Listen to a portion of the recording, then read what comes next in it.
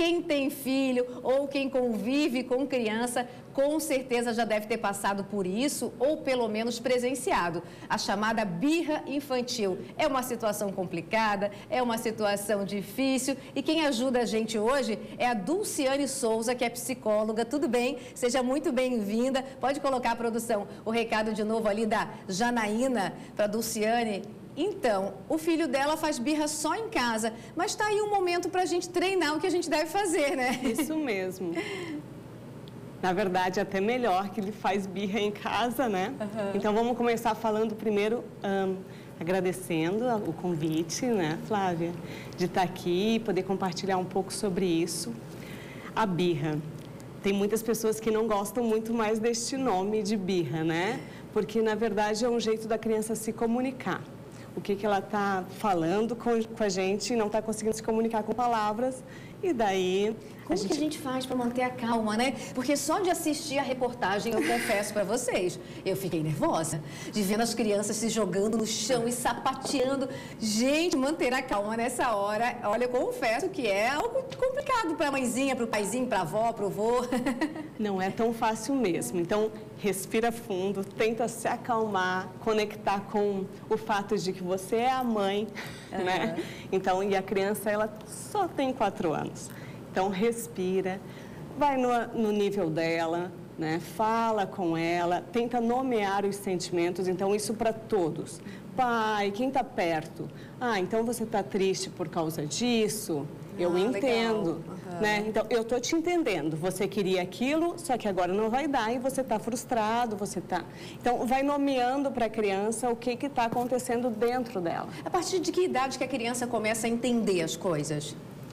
Eu sempre acho que desde sempre, assim, né? Então, é lógico que as coisas vão ficando mais concretas para elas, vão ficando mais fáceis, mas desde pequenininho, uma vez uma mãe perguntou, tá, mas eu já posso dizer não com 2 anos? Deve, né? Pode dizer não, sempre. É lógico que com uma explicação, entendendo, se colocando no lugar da criança, o que acontece é que a gente muitas vezes se conecta com a gente, criança, né?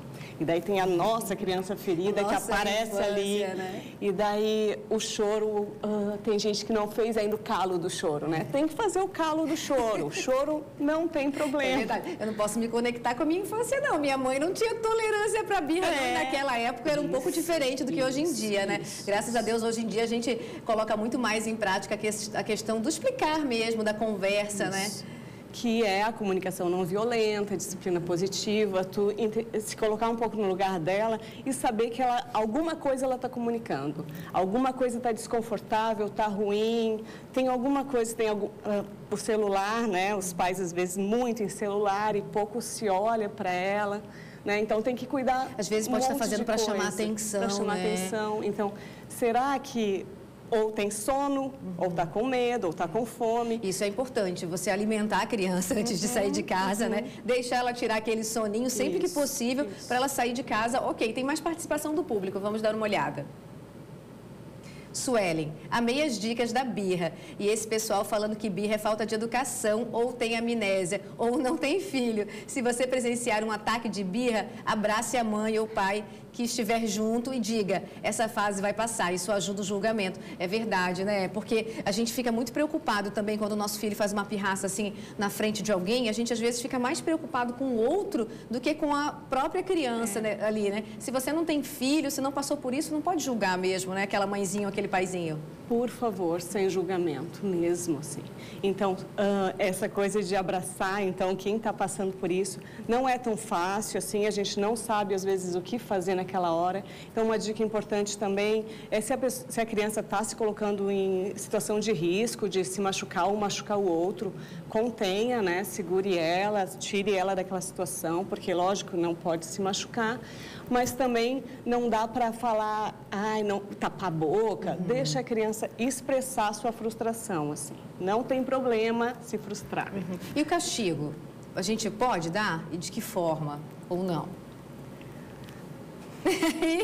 Isso vai muito... Eu gosto de respeitar, assim, a cultura de cada família, como cada família pensa.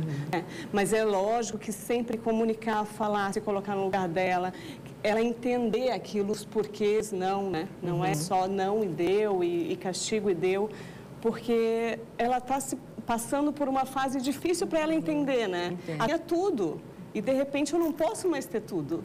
Né? Começa a exercitar o não, né? Isso. E uma dica boa também, você distrair, né? Tentar falar de outro assunto, Isso. chamar a atenção da criança para outra coisa. Isso, tirar daquela situação, né?